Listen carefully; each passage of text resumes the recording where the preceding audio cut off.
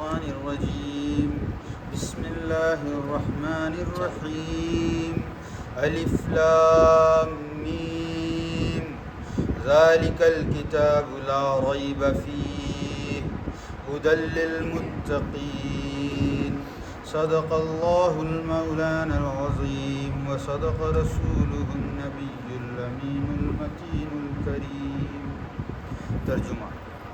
نام سے اللہ کے بڑا مہربان بخشنے والا۔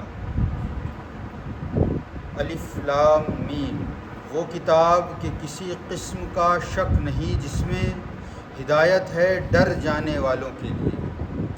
تفسیر۔ قرآن کریم کی اس سورہ کو جو مدینہ طیبہ میں سب سے پہلے نازل ہوئی، سوا اتقوا یومن سے ترجعون تک کہ حجۃ الوداع کے موقع پر مکہ معظمہ میں نازل ہوئی، اس میں 286 آیتیں، 40 رکوع، 6121 کلمے، 25500 حروف ہیں۔ اس میں 1000 کاموں کا حکم ہے، 1000 باتوں سے روکا گیا ہے، 1000 حکمتیں سکھائی گئی ہیں اور 1000 خبریں دی گئی ہیں، جس کے پڑھنے میں بڑی برکت ہے۔ شیطان اس سے بھاگتا ہے، اس کے پڑھنے سے قرآن ہمیشہ یاد رہتا ہے۔ جس کی آیتیں قبر کے سرہانے اور پائنتے پڑھنے کا حکم ہے، اور زمانہ حجاج ابن یوسف میں دوسری صورتوں کے ساتھ اس کا بھی نام رکھا گیا اور اس کو سورہ بقرہ کہا گیا، کیونکہ اس میں گائے کا ایک ایسا اہم واقعہ موجود ہے جو دوسری صورتوں میں نہیں ہے۔ ایسی مبارک سورہ کی تلاوت کی جاتی ہے نام سے اللہ کے جو بہت بڑا مہربان ہے اپنے سب بندوں پر اور مسلمانوں کی خطاؤں کو بخشنے والا ہے، جس کی ابتدا یوں ہے کہ عربی زبان میں حروف ہجا میں سے الف لام میم بھی ہے، اور رسول کریم صلی اللہ تعالیٰ علیہ وسلم سے جو وعدہ فرمایا گیا تھا کہ تمہیں ایک انمٹ کتاب دوں گا، اور بنی اسرائیل سے بھی یہ وعدہ ہو چکا تھا جس کے وہ منتظر تھے اور مدینہ طیبہ میں بہت آباد تھے۔ پس وہ شاندار کتاب یہی قرآن کریم ہے، اور یہی ایک ایسی کتاب ہے کہ جس کے کلام الہی ہونے میں، تحریف سے پاک ہونے میں، تبدیل سے مبرہ ہونے میں، حد اعجاز تک پہنچنے میں، معجزہ ہونے میں کسی قسم کا کوئی شک نہیں، شک کا کوئی جنس اس میں نہیں پایا جاتا۔ جو اس میں کسی قسم کا شک رکھتا ہے تو یہ شک رکھنے والے کا جرم ہے۔ یہی کتاب ہے جس میں شک کی کوئی گنجائش نہیں نکل سکتی۔ فرمان ہدایت ہے، بلکہ خود سراپا ہدایت ہے اللہ سے ہر ڈر جانے والے کے لیے، خواہ وہ آج موجود ہوں یا آئندہ ڈر جانے والے۔ الحمدللہ سورہ فاتحہ مکمل ہوئی، جس میں ہم نے 7 آیتیں سنی، ان کا ترجمہ سنا، ان کی تفسیر سنی، اور جیسا کہ میں نے بتایا کہ اللہ رب العزت نے سورہ فاتحہ میں تمام مکمل قرآن مجید میں جو کچھ بیان کیا گیا ہے اس کی بنیاد رکھ دی۔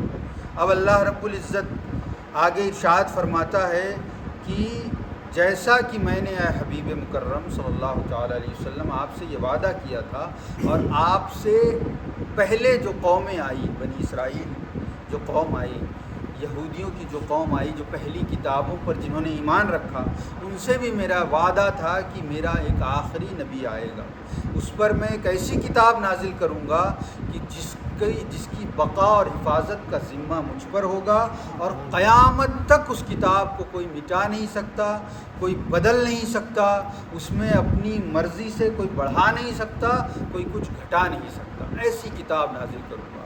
تو مفسر حضور محدث اعظم ہند علیہ رحمۃ الرضوان ارشاد فرماتے ہیں کہ اللہ رب العزت نے جو وعدہ فرمایا تھا اپنے حبیب سے اور قوم بنی اسرائیل سے، اس وعدے کو پورا فرماتے ہوئے یہ فرمایا کہ اے حبیب یہی وہ کتاب ہے، یہ جو قرآن میں آپ کو عطا کر رہا ہوں یہی وہ کتاب ہے جس کا میں نے آپ سے وعدہ کیا تھا، اور یہی وہ کتاب ہے دنیا میں اکلوتی ایسی کتاب اللہ کی کتاب ایسی اکلوتی اللہ کی کتاب کہ جس میں نہ کوئی کچھ بڑھا سکتا ہے نہ کوئی کچھ گھٹا سکتا ہے، اور جس میں شک کی کوئی گنجائش ہی نہیں، کسی طرح کے بھی شک کی کوئی گنجائش نہیں۔ جب پڑھنے والا اسے پڑھے گا تو یقین کے ساتھ پڑھے گا، اور جسے ان میں بیان کی ہوئی باتوں پر شک ہو جائے تو گویا اس کا ایمان مکمل نہیں ہے، اس کا ایمان باقی نہیں ہے، اس کے ایمان میں کوئی نہ کوئی کمی ضرور ہے،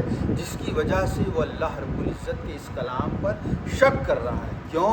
کیونکہ جسے ہم نے اپنا رب مانا، جسے ہم نے لائق عبادت مانا، وہ خود ارشاد فرما رہا ہے ذالک الکتاب لا ریب فیہ، یہی وہ کتاب ہے، یہی وہ کتاب ہے جس میں کسی طرح کا کوئی شک نہیں، ہدن ہدایت ہے، للمتقین ڈر جانے والوں کے لیے۔ یہ جو متقین کا لفظ آپ نے بھی پہلی مرتبہ سنا قرآن پاک کی دوسری سورہ میں، یہ آپ قرآن شریف میں بار بار سنیں انشاءاللہ العزیز۔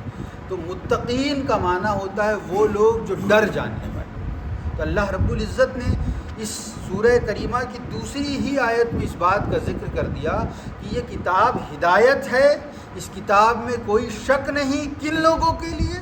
وہ جو اللہ سے ڈرنے والے۔ یہ دنیا کا اکلوتا خوف ہے ایسا، کسی بھی چیز سے ڈرنا۔ جب ہم کسی چیز سے ڈرتے ہیں تو ہم اس سے دور ہوتے جاتے ہیں۔ جو کوئی آدمی کسی جانور سے ڈرتا ہے تو اس جانور سے بچ کے چلتا ہے، کسی انسان سے ڈرتا ہے تو اس انسان سے کترا کے، ہٹ کے، دوری بنا کے رہتا ہے۔ لیکن اللہ رب العزت کا خوف، اس کی خصوصیت یہ ہے کہ اللہ رب العزت سے جیسے جیسے ڈر بڑھتا جائے گا اللہ رب العزت اس سے قریب کرتا جائے گا۔ یہ اللہ رب العزت کے ڈر کی کیفیت ہے، یہ اللہ رب العزت کے ڈر کی خاصیت ہے۔ تو جب اللہ رب العزت سے ڈرنے لگے گا بندہ تو یہ کتاب اس کے لیے ہدایت ہوگی، تو یہ کتاب اس کے لیے بغیر کسی شک و شبہ والی کتاب ہوگی۔ تو اب یہ بات واضح ہو گئی کہ اللہ رب العزت کے نزدیک اس کے فرمان کو ماننے والوں میں سب سے اہم وہ لوگ ہیں جو اس سے ڈرتے۔ کیوں؟ کیونکہ اگر اللہ رب العزت کے نزدیک ان متقیوں کی، ڈرنے والوں کی، پرہیزگاروں کی کوئی اہمیت نہیں ہوتی تو اللہ رب العزت اتنی اہمیت کے ساتھ قرآن مجید کے شروعات ہی میں ان کا بیان کیوں فرمایا؟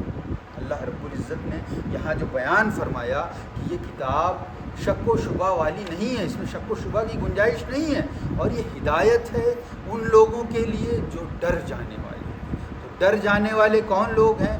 وہی بزرگان دین جو ہمارے سامنے ہیں، جن کو ہم دیکھتے ہیں، جن کو ہم اولیاء کے نام سے جانتے ہیں۔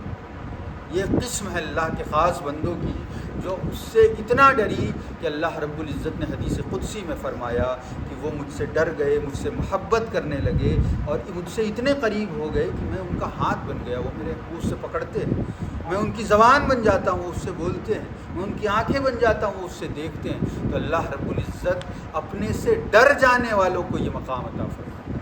اللہ رب العزت سے دعا ہے کہ اللہ رب العزت ہم سب کو متقین کی جماعت میں شامل فرمائے۔ صدق اللہ مولانا العظیم و صدق رسولہ النبی الکریم۔ الفاتحہ۔